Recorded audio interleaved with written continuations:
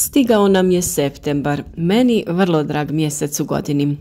Iako priroda polako mijenja boju, lišće vene i opada, još uvijek ima dosta šarenila. Plodovi, voća i povrća uveseljavaju sve one koji su vrijedno radili i uzgajali biljke, kako bi sada imali obilje različitih okusa punih zdravlja. Samim tim što nas je priroda obradovala i pružila obilje plodova, vrijeme je i za preradu i pripremu zimnice. Ipak, iako su mnogi radovi gotovi, beru se posljednji plodovi. Ovo je i mjesec u kojem se siju i sade mnoge voćne, povrtne te ukrasne vrste. Zakoračili smo u septembar u kojem nestaju i ljetne vrućine, a nadamo se da će ugodne temperature omogućiti brojne radove u vrtu. Stoga valja zasukati rukave jer nas čeka puno posla. No prije sjetve novih vrsta treba pobrati ono što je u vrtu još ostalo i pripremiti zimnicu koja će nas okrijepiti tokom hladnih mjeseci. Tako na red za vađenje iz zemlje dolazi krompir, mrkva i peršin koje treba dobro očistiti, posušiti i odvojiti one natrule, oštećene te lošijeg kvaliteta sa mogućim simptomima bolesti. Traje i intenzivna berba paradajza od kog se priprema sos i druga zimnica, kao i paprike i patliđani za ajvar te krastavci koji se kisele. Također možemo brati blitvu, celer, ciklu, poriluk, kupus i slične biljke. Bundeve poput buče, hokaido, baternata ostavlja se da potpuno dozriju kako bi se jednom ubrane što duže održale tokom zime. Ako želimo produžiti vrijeme berbe nekih povrtnih vrsta, možemo ih prekriti agrotekstilom ili formirati male plastenike.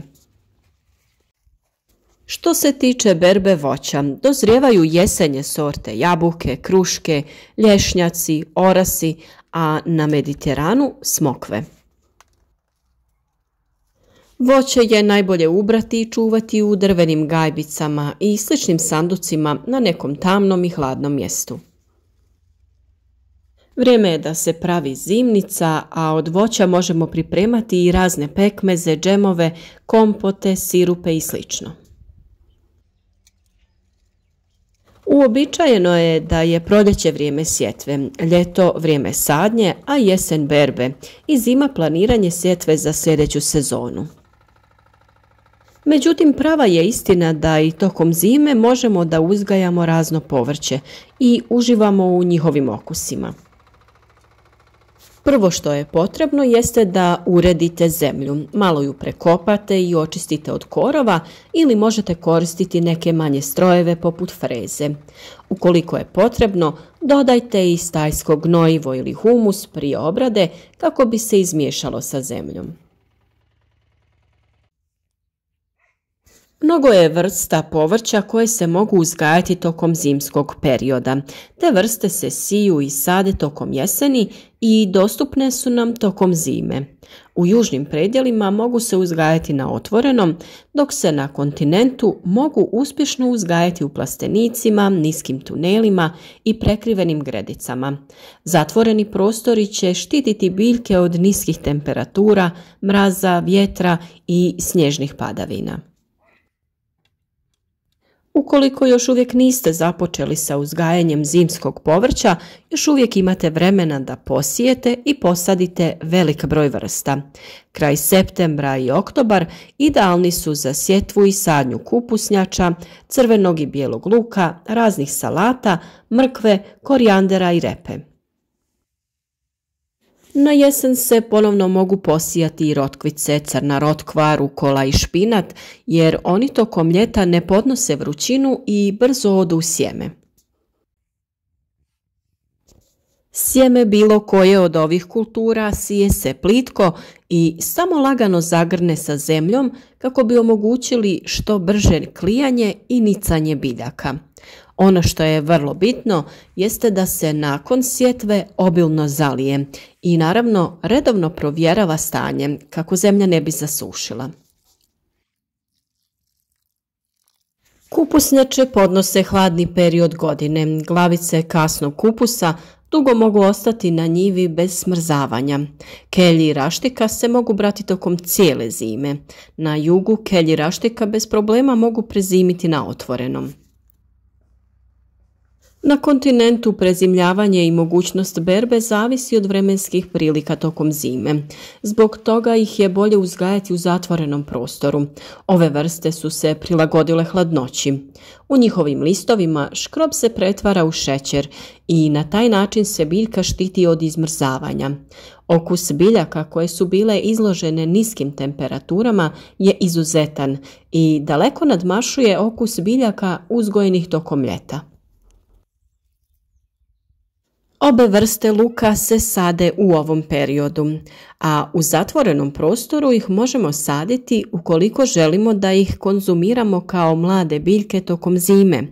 Način sadnje i uslovi uzgajanja isti su kao i kod sadnje na otvorenom prostoru.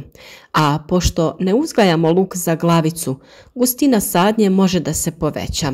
Možemo iskoristiti malu površinu za proizvodnju mladog luka tokom zime. Glavice crvenog luka mogu se posaditi što bliže, skoro da se dodiruju. Kažem skoro jer su glavice koje se dodiruju podložne trulenju. A naravno na otvorenom se sada sije i crveni i bijeli luk, to jest ozimni luk koji će prezimjeti u zemlji i u kasno proljeće biti će spreman za konzumaciju. A teško je zamisliti zimu bez neke salate. Možemo uzgajati i rukolu, zimske sorte, zelene salate, radič, matovilac, salatu rudarsku, endiviju, cikoriju. I bez obzira o kojoj se salati radi, one će biti izvor mnogih vitamina, minerala i ljekovitih materija koje ne možemo dobiti iz zimnice i sušenih proizvoda. Blitva je još jedna povrtna vrsta koja će nas nagraditi bogatom berbom zelenih listova. Kod sjetve blitve obratite pažnju na izbor sorte. Ljetne sorte neće dati dobar urod i podložnije su izmrzavanju. Pored blitve i salate, naravno, tu je i špinat koji će odlično da uspijeva i u ovo vrijeme. Ukoliko ne posjedujete plastenik u koji možete sijati ove vrste, možete da ih posijete na otvorenom, te da onda prekrijete sa nekim najlonom kao improviziranim pokrovom i na taj način ćete zaštititi vaše biljke i brati tokom cijele zime.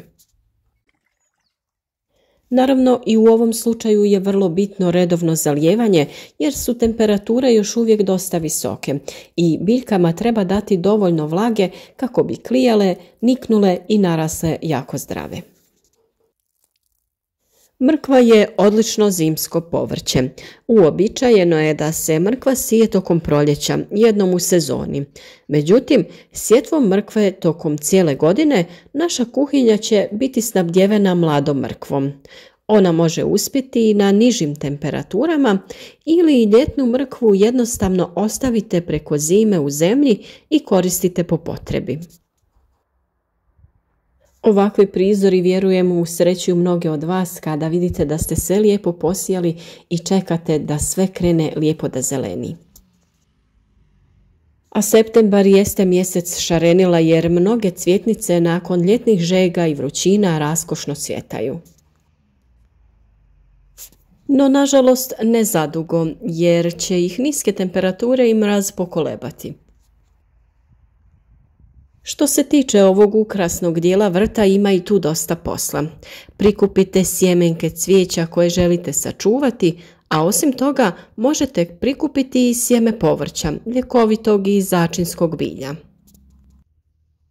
Svakako vodite računa o tome da je sjeme prenosilac bolesti, pa ga uzmite samo sa zdravih biljaka. Cvjetnjake naravno treba i dalje održavati, uklanjati ocvale cvjetove, pogotovo trajnica i ruža, jer stvaranje malih plodova i sjemenki nepotrebno iscrpljuje biljku.